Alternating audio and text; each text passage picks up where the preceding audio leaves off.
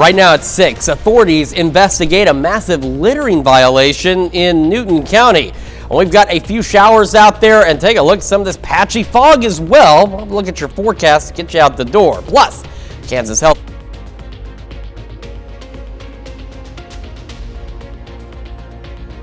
Coli. The 4 states' most watched news starts now.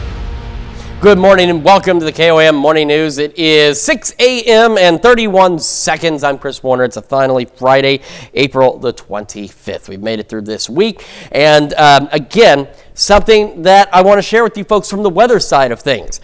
It's been a little iffy on thunderstorm forecasts lately, and that's because usually in the springtime, we get a cold front, dry line, we get a pressure system, something that triggers organized thunderstorms. It's a lot easier to plan for. Unfortunately, the last few days, we haven't had anything like that. What's causing these random storms, and they are random, from eastern Missouri back into western Kansas and Oklahoma, they are very random. And that's because all we've got are waves riding the jet stream. However, that changes next week with a front approaching that will bring the potential for severe weather, which we'll go over here in just a few more minutes. But take a look at this dense fog downtown Pittsburgh. It is continuing to creep in, coming right up the road here, and now we can't actually see the top of that tower there. MoDOT camera 20th and range line. If you look, there's that little bit of a haze again, and that's the thing with this patchy fog out there, which we'll talk about in a moment. It's very patchy. Few showers. We got a few more of them now across parts of southeast Kansas, stretching down into northeastern Oklahoma.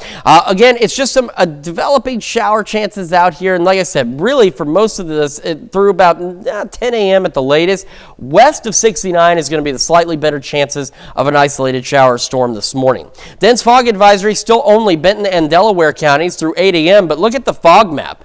There's really nobody out there that's not being impacted by dense fog. Grove, your visibility is 0, but we've got Iola, Miami, Anderson, Cassville, all below 1 mile of visibility. This is also impacting virtually every major roadway in our area as well. So remember, slow down. Low beams, not your high beams. Fog lights if you have them. The other thing you've got to watch out for, some of this fog is genuinely patchy. You may have a clear shot for a minute, and then within seconds, your visibility drops to almost nothing. So please be careful out there. Make sure you give yourself time to get where you're going. All right, again, west of 69 through about 10 a.m., slightly better chances of a scattered shower or storm. Nothing severe expected. After that, an isolated pop-up storm or two is possible. Again, it's just kind of riding that wave, the energy. Otherwise, we will be dry. Once we get to about 6, 7 o'clock, those chances drop off, and we will be dry and mostly cloudy overnight.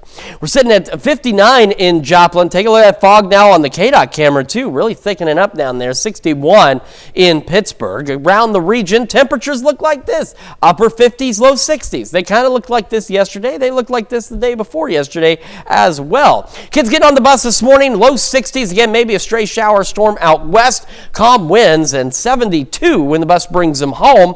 And mostly cloudy. And we'll continue with mostly cloudy skies. Temperatures in the low to mid 70s. Now, as I mentioned, unfortunately, our severe risk for next week seems to be increasing. We'll go over those details with you in the full forecast, and that's coming up here in just a few more minutes.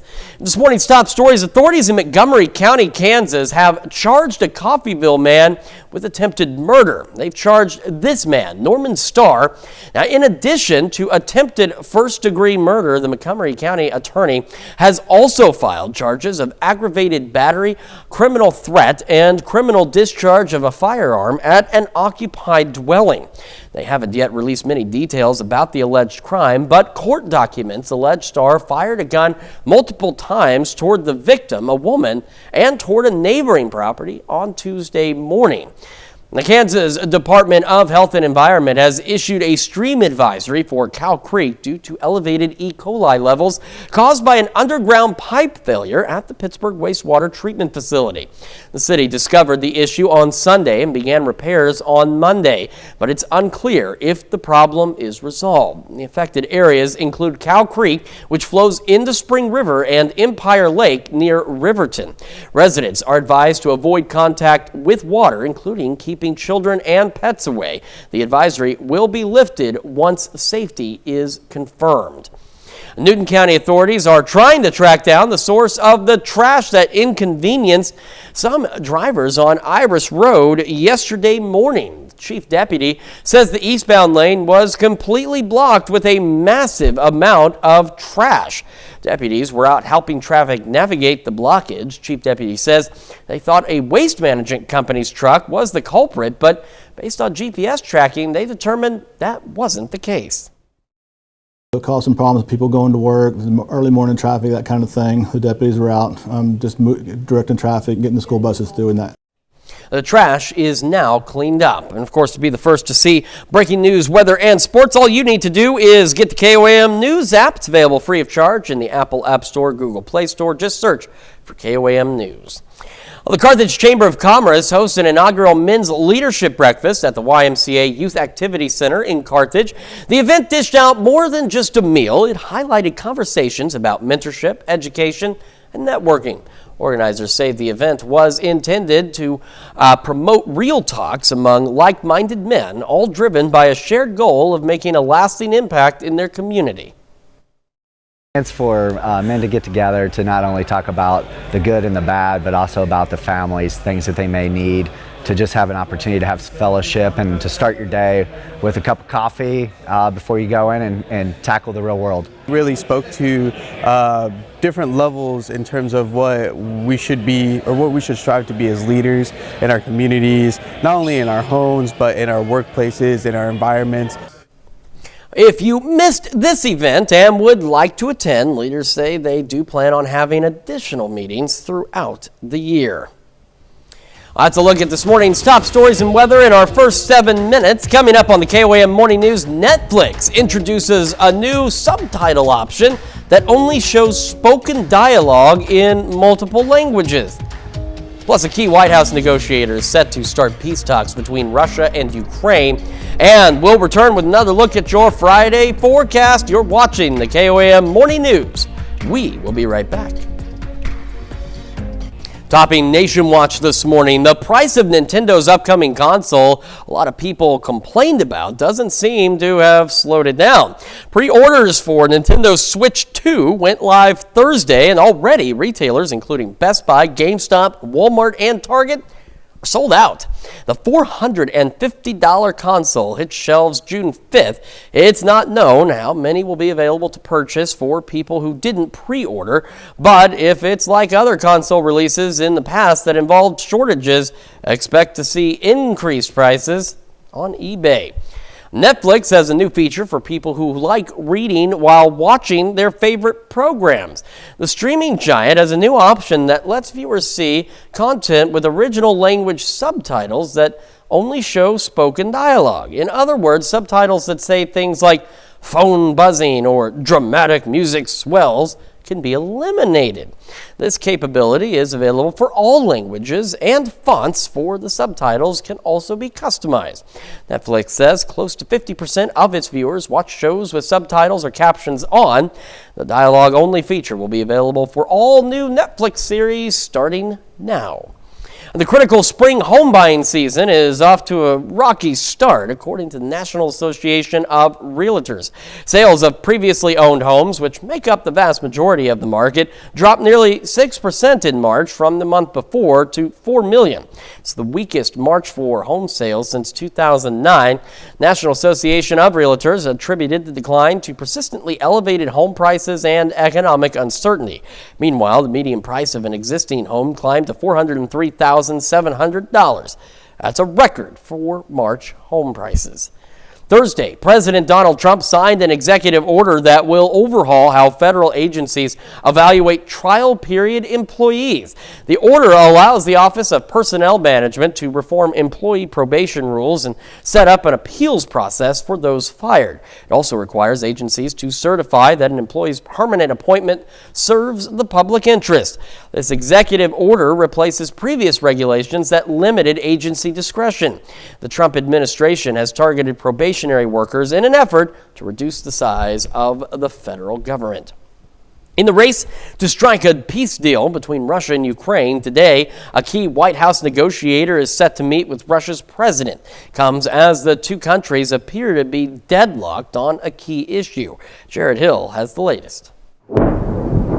The boom of Russian missiles killing at least 9 in the Ukrainian capital Thursday drew a rare direct rebuke from President Donald Trump, singling out Russian President Vladimir Putin, posting on social media, "Vladimir, stop." We're in the midst of talking peace and missiles were fired, and I was not happy with it.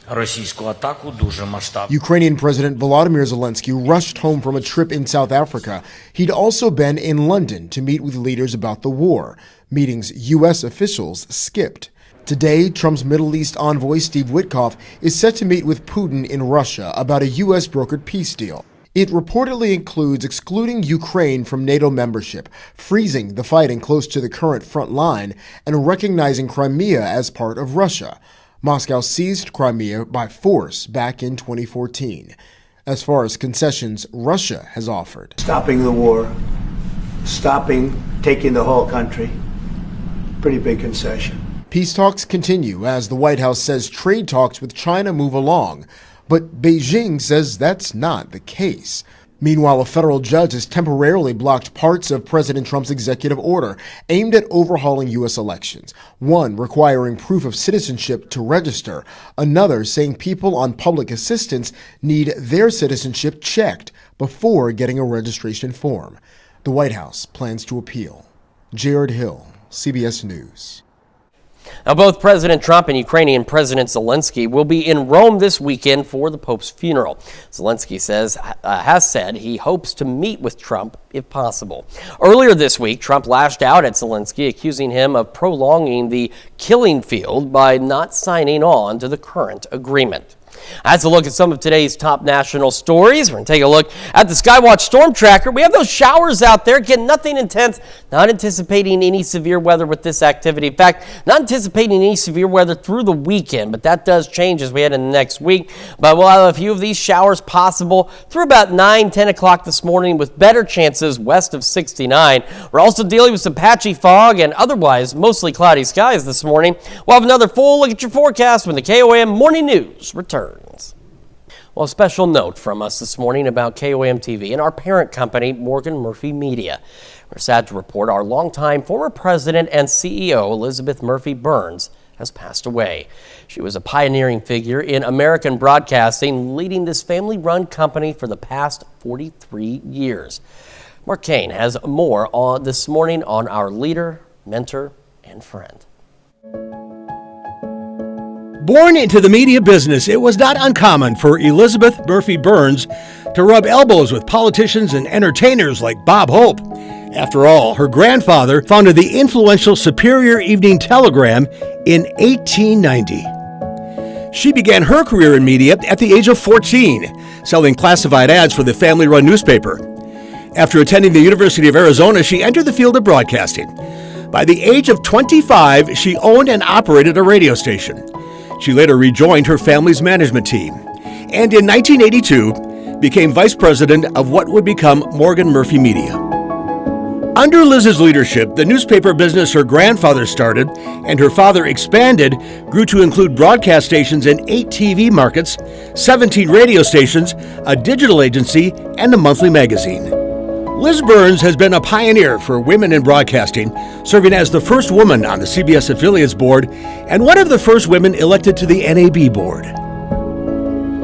I hope that I made it easier for women to come after me, because we'd worked out the kinks, and so when the women came along the line, guys were used to me, and so I hope that's a gift I've left. An early advocate for the transition from analog to high definition, she told a Senate congressional hearing that cable companies should be required to carry digital broadcast signals. The transition to digital television will only succeed if the early adopters can get their local DTV stations over cable and have assurance that DTV sets will operate with digital cable systems and other devices. Her influence extended internationally. She was part of a delegation for the second Bush administration to promote independent news media in Russia, collaborating with Russian media executives to foster journalistic integrity. In 2018, she was among those honored by the Library of American Broadcasting Foundation's Giants of Broadcasting and Electronic Arts Awards. I and my family take what we do very seriously. Being an integral part of our communities to inform, educate, and entertain viewers on any platform that they want to watch us on, and being the one they trust and turn to, what a responsibility. It's a prestigious award with illustrious fellow honorees. All have made significant contributions to the broadcasting industry. But Liz Burns was recognized for both her national leadership in broadcasting as well as her commitment to local broadcasting and the unique relationship local broadcasters have with the communities they serve. Among those other honorees at that luncheon, radio and TV personality Ryan Seacrest. One of the honorees, her name is Elizabeth Murphy Burns, right? So she was amazing because she admitted out loud that she's the reason that we have to suffer through HD TV. Is that what it is? Yes. Yeah, HD TV. You know how we look. You know how you can see our wrinkles now? She's responsible for that. She created that technology, a real pioneer of the business. She's a lovely, true pioneer, and she owns local television stations. And she's doing her speech, and she's charming, and she's smart, and she's funny. Liz and her husband Richard have spent the past few years in Arizona, helping shape the next generation of journalists at Arizona State University's Walter Cronkite School of Journalism and Mass Communication, dedicating its largest teaching space in honor of the couple, a 141-seat technologically advanced classroom. Elizabeth Murphy Burns' legacy is one of innovation, leadership, and an unwavering commitment to public service and to her family, including her 5 grandchildren. This industry has been very good to me and my family, and you need to give back and you need to set an example, because what you're doing is what should be focused on. It's the act, not the person.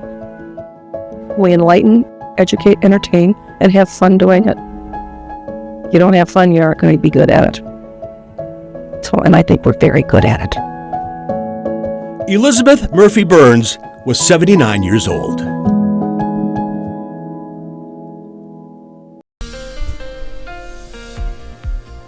Welcome back to the KOAM Morning News. It is now 6:24 on this Friday morning. We have dense fog advisories again only for Delaware and Benton County through 8 a.m.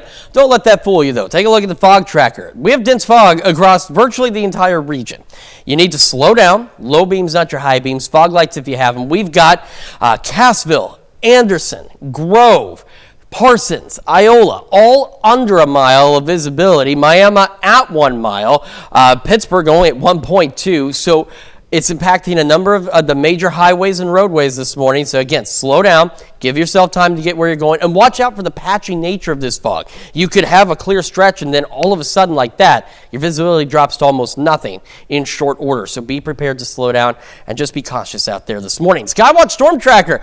Showers. They're across southeastern Kansas. Some might make their way into southwest Missouri this morning. Our better chances for any scattered showers or storms, at least through this morning, will be mainly west of 69. That's not to say a stray shower or two outside of that's not possible, but the better chances are west, and those will continue through about 10 o'clock this morning. After we get past that, we're looking at the possibility, like we've seen the last several days, of pop-up showers and thunderstorms. They'll be random, they'll be brief, they probably won't move much because they're coming from waves, little disturbances riding the jet stream. They're not from a front, they're not from a standard type of thunderstorm initiation situation. They're just little waves riding the jet stream. It's why most of them, they don't move much once we see them, and they don't really do a lot either. Now, as we go overnight, we're mostly cloudy, should be dry. Tomorrow morning, a few isolated showers to start the day. Then we'll get into more scattered shower and thunderstorm chances heading into Saturday afternoon out there. No severe weather is expected, which is good news, but we will have those chances for thunderstorms. We'll dry out Saturday night into Sunday. We'll see this whole process repeat one more time as we head into Sunday, and then next week I want to talk about as well. All right, so again, west of 69, few isolated showers, thunderstorms out there. Again, could get a couple of them east of that point as well. Otherwise, mostly cloudy, upper 60s by 11 o'clock this morning. Into the afternoon, low 70s for us. And again, a pop-up storm or two possible really anywhere. But those chances very low as we head into the afternoon. Northwest breeze 5 to 10. North winds, I know I still have not had a chance to sit down and change that, but it's supposed to be a north breeze tonight at 5 to 10. We'll have mostly cloudy skies, mostly cloudy overnight as well into the upper 50s. Well, let's take a look. Future track. Again, isolated storms tomorrow, Sunday. No big deal at this point. It's Monday. We've got to watch closely. Remember yesterday we talked about the cap that might be in place Monday. They were looking at this. It looked like it might be in place, which would have limited thunderstorm development. It means we could have seen one or two that would have been severe, yes. But we may have only seen one or two. Would have been fairly limited. Well, unfortunately, some new data suggesting that cap may not be really nearly as strong as what was expected. And if that actually pans out, we are looking at a slightly more significant severe threat late Monday into early Tuesday morning. We'll have those thunderstorms begin to fire up again late Monday night. So that's going to be a thing. Make sure you've got the KOAM Skywatch weather app. You've got a weather alert radio. You've got ways to receive alerts in mornings because this will probably be impacting a good number of us overnight into early Tuesday morning. We'll have these showers, we'll have these storms, they'll continue into Tuesday morning, and then we'll see redevelopment along that same frontal boundary as we head into Tuesday afternoon. Those storms could be strong to severe as well, and they'll continue through the evening and overnight. We won't be done with a severe threat really until early Wednesday morning. And unfortunately, remember this probable? We had possible probable on the extended outlook. It was up here, north of KC. It is not anymore for Monday. That's why we need to take this very seriously. We've been talking about this now for the last several days about this severe threat leading into Monday and Tuesday. You need to make sure you're prepared. Make sure you've got plans. Make sure you know what you're doing. And then that severe threat still looks to shift to the east, the southeastern half of our area, as we head into Tuesday as well. So we've been talking about this for several days now. You need to make sure that you are prepared for that severe weather potential as we head into the start of next week. Let's check your forecast. Now sending things over for Health Watch this morning. High blood pressure or hypertension is known as the silent killer because symptoms usually appear after the disease has reached a critical stage. But a simple consultation during unrelated ER visits could help combat the problem early on. A study from the University of Illinois Chicago focused on more than 500 patients with high blood pressure who were treated in the emergency department for other issues. Before discharge, a healthcare provider consulted some patients about hypertension and gave them a blood pressure monitor linked to smartphones. 6 months later, those patients had significantly lower blood pressure. New research shows the drop in childhood vaccinations could allow some diseases to make dangerous comebacks. According to a modeling study from the Journal of the American Medical Association, fewer vaccinated children will lead to more outbreaks of preventable infectious diseases, eventually returning to endemic levels. Data points to measles at the top of the list. The U.S. has recorded 800 cases this year, most of them in Texas. And a pioneer of so-called miracle weight loss drugs is suing companies that offer cheaper off-brand versions. Eli Lilly claims 4 telehealth providers are selling illegal knockoffs of Mounjaro and Zepbound. Those drugs are a cash cow for Eli Lilly, generating more than $16 billion in revenue last year alone. And that's a look at some of today's top health stories. We'll be right back.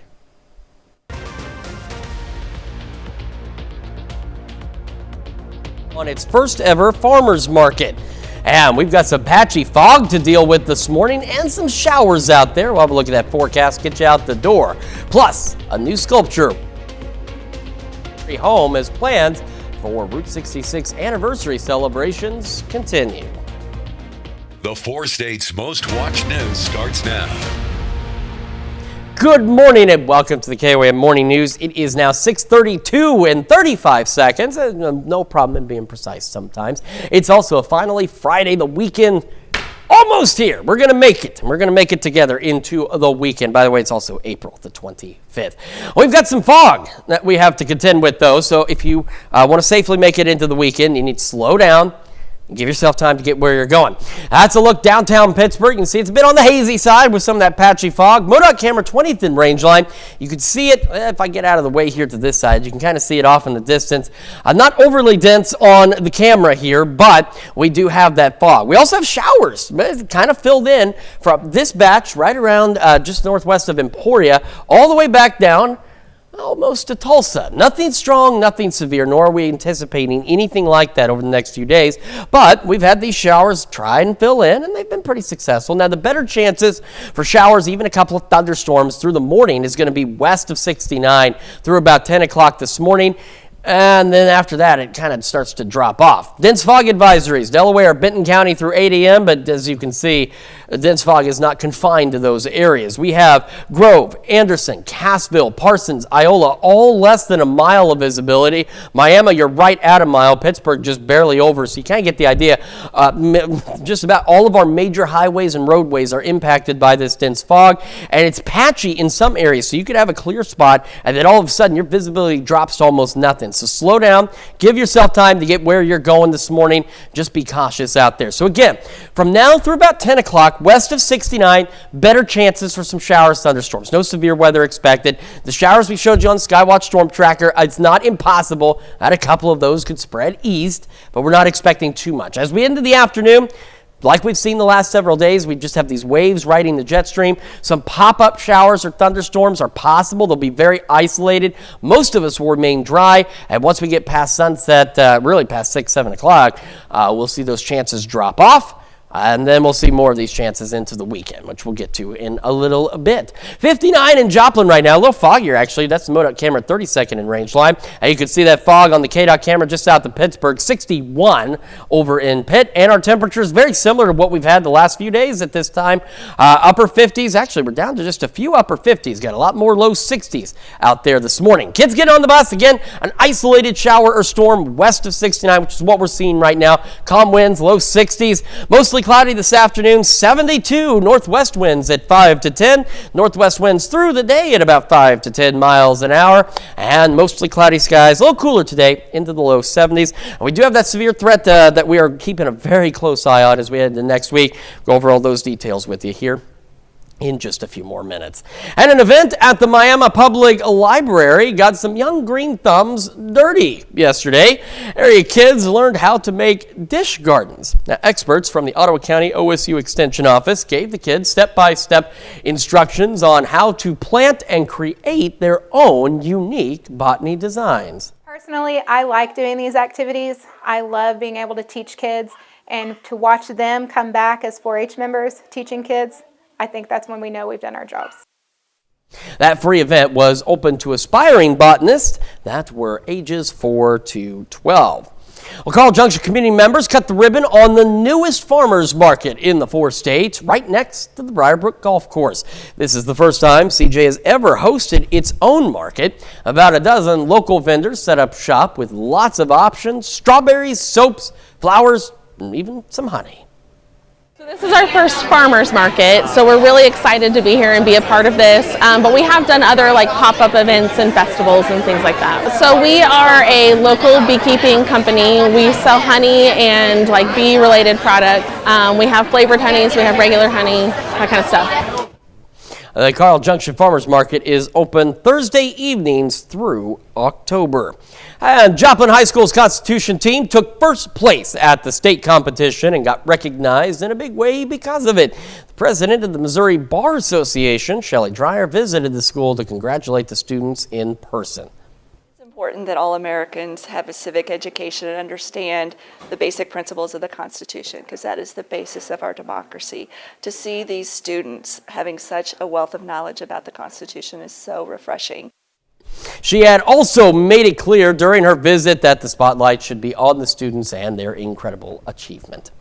Well, a must-stop photo op is coming for Route 66 fans. Springfield city leaders say artists are in the process of designing a major sculpture to honor the Mother Road.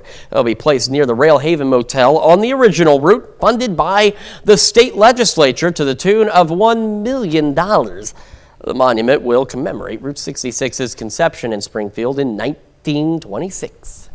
We'll be sharing some ideas of what that looks like to the public, getting some input and certainly some input from City Council, but it will be very prominent and hopefully very beautiful as a marker for the birthplace of Route 66. Springfield was just named the host city for America's Route 66 celebration, our centennial celebration rather. Events across the country will kick off with a concert at the Shrine Mosque on April 30th of 2026. That's a look at our top news stories coming up this half hour on the KOAM Morning News. It's Friday, and our good friend Shannon, he's right over there. He's going to join us with his big 3 stories of the week. And we've got those cloudy skies, we've got that patchy fog, and we are tracking the potential of severe weather heading into next week. Details on all of that when we come back. Welcome back. We've got Shannon Becker. It's this guy, by the way, in the studio with his big 3 news stories of the week. Good morning to you, Shannon. Been a busy week across the area between severe weather, flooding, and a number of other things going on top of that. This and that and this and that. Here we go. They're everywhere. Big 3 stories, live and local, what's happening where you live. Kayakers on Center Creek. It's not really recommended when the water is running so heavy to be out on the water. It wasn't against the law or anything, but 2 kayakers actually called to the Carl Junction Fire Department and said, "Hey, we're stranded out here on Center Creek." They had their phone with them. Well, that's good. I mean, that's good though. At least they had a way to call for help. So one was on the bank, had their kayak. The other one had lost the kayak, was hanging onto a tree for quite a while. They were rescued. Everybody's all safe. Of course, the water is going down currently. Number 2 story, KOAM News Now. You know, it's turkey season.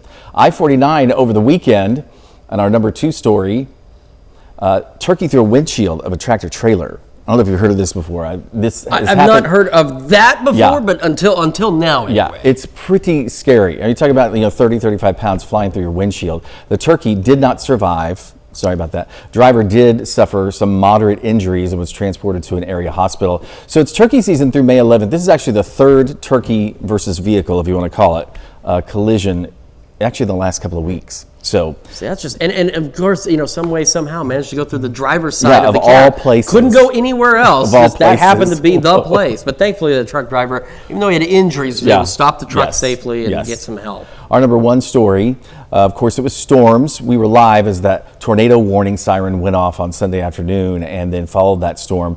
Stopped, of course, in Carl Junction, and we were first there live on the scene showing you all that damage. It was our biggest story of the week, of course.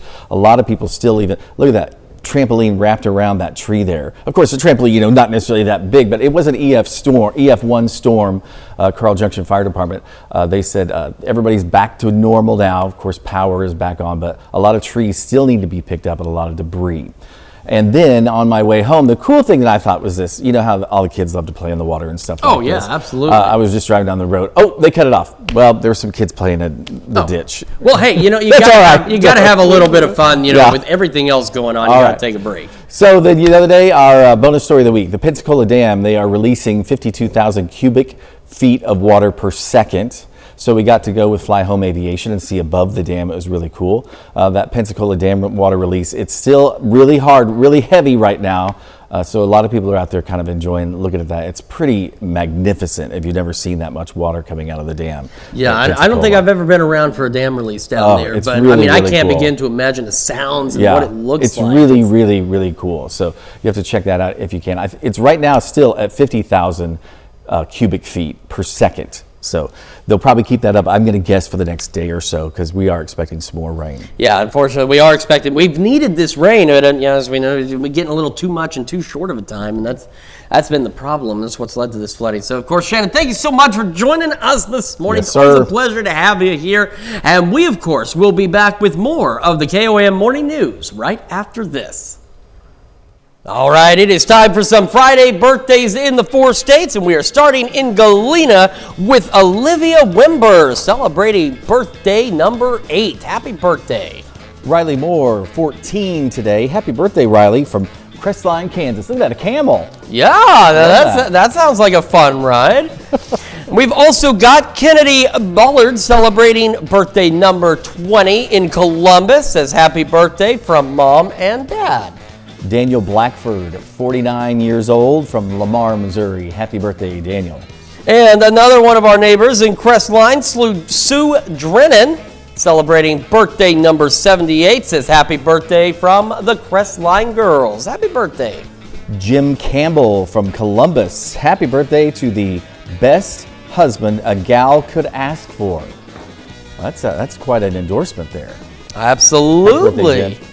Well, Jim, very happy birthday to you. Our list continues with Brianna Ferguson celebrating another year wiser. And Bianca Kohler, happy birthday. All right, a great list of birthdays and anniversaries, and a big thank you to our very own Shannon Becker for hanging out with us this morning to celebrate those birthdays and anniversaries. And of course, if you want to celebrate with us, and who wouldn't, all you need to do is submit your birthdays to that email address, birthdays@KOAMnewsnow.com. Be sure you meet the deadline that you see at the bottom of your screen, and be sure to include the date of your celebration so that we can ensure it airs at the appropriate time. And of course, include those photos, those messages. We love every last bit of that.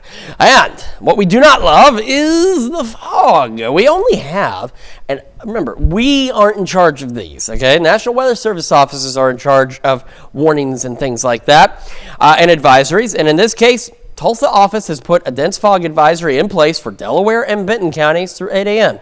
That's it. And if that's all you saw this morning, you would be very fooled, because take a look at the actual fog tracker.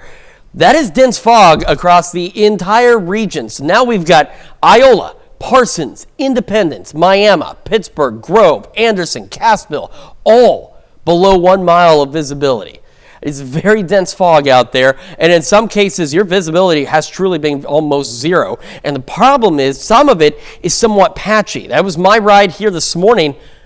I had a clear ride until I started getting closer to the Kansas state line on Old 96, and then all of a sudden my visibility dropped like that to nothing. You've got to be prepared for those sudden drops. The dense fog across virtually the entire area and on every major roadway and highway we have. So slow down. Low beams, not your high beams. Fog lights if you've got them, and just make sure you've got time to get where you're going. Now, on top of that, we have these showers. Nothing strong, nothing severe, nor are we expecting anything like that from today through at least Sunday.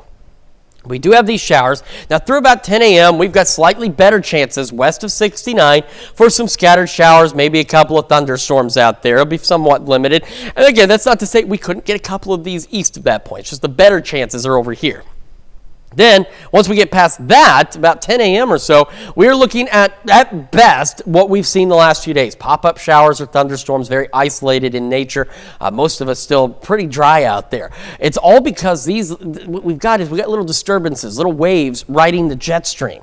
That's why these storms are super random, and they are from the Mississippi River all the way back to the panhandles of Texas and Oklahoma. They're very random, they're very isolated, and they're seeing the same things we are. I was watching live coverage from News 9 out of Oklahoma City. They had a tornado warning up near Woodward, near the city of Freedom.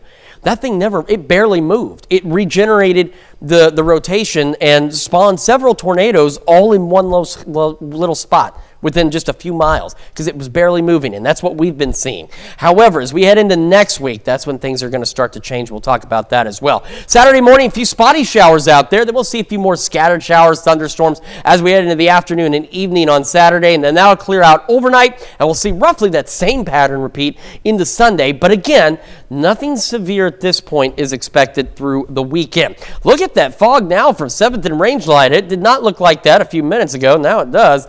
Again, storms west of 69, better chances out there through about 9-10 a.m. Upper 60s by 11. Our highs today into the low 70s. Mostly cloudy skies. Overnight tonight, north winds. I told you I'd get that fixed, and I did. North winds 5 to 10. Mostly cloudy, still back into the upper 50s. Now, next week, we go into Monday. We were hoping the cap would be in place, or at least be strong enough to limit thunderstorm development. Maybe not stop it, but limit it. Unfortunately, it's not looking like that's necessarily going to be the case. So as we go into Monday evening in the late night hours, we're going to start to see showers, thunderstorms punching through that cap, and these are going to become severe. And unfortunately, with that said, our severe threat for Monday evening, or Monday night really, into Tuesday morning has gone up. We'll have those storms continuing overnight into Tuesday morning. They will redevelop or refire basically right along that cold front again by Tuesday afternoon. This thing is slow moving. So it will be with us with strong to severe thunderstorm chances through Tuesday evening into very early Wednesday morning before it heads out. So that's why, again, unfortunately, the two categories, that probable, up north of KC yesterday. It's been expanded into southeast Kansas with the rest of the region in that possible. Then as we head into Tuesday, that threat sticks with us, beginning to shift off to the east. We'll have another look at your forecast in just a moment, as well as the news you need to know. When we transition to Fox 14 at 7 a.m., or you stay with us here on KOAM Plus, a Nevada jogger is brought back to life after suffering from a major heart attack. Here's a check of today's top headlines, the news you need to know before you head out the door. The Kansas Department of Health and Environment has issued a stream advisory for Cow Creek due to elevated E. coli levels caused by an underground pipe failure at the Pittsburgh Wastewater Treatment Facility. The affected areas include Cow Creek, which flows into Spring River, and Empire Lake near Riverton. Residents are advised to avoid contact with the water, including keeping children and pets away.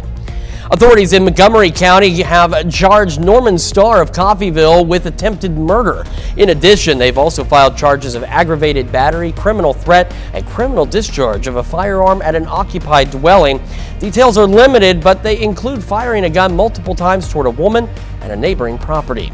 And Newton County authorities are trying to track down the source of the trash that inconvenienced some drivers on Iris Road yesterday morning. Chief Deputy says the eastbound lane was completely blocked with a massive trash amount. Initial theories thought a waste management company's truck was the culprit, but it was determined that wasn't the case. And that's check today's top headlines. News you need to know before you head out the door. And as you head out the door, very foggy this morning. Low beams, not your high beams. Slow down. Give yourself time to get where you're going, because we're talking widespread dense fog across the area. Once we get past that, few storms west of 69 through the morning hours in the low 70s. Mostly cloudy, a pop-up shower storm possible as we head into the afternoon. Mostly cloudy in the evening and overnight as well, back into the upper 50s. North winds at 5 to 10. We have got a few additional showers and thunderstorms through the weekend. No severe weather expected. However, as we head into late Monday through at least Wednesday morning, we are tracking the possibility of severe storms, and so that's something we definitely want to keep an eye on over the next few days.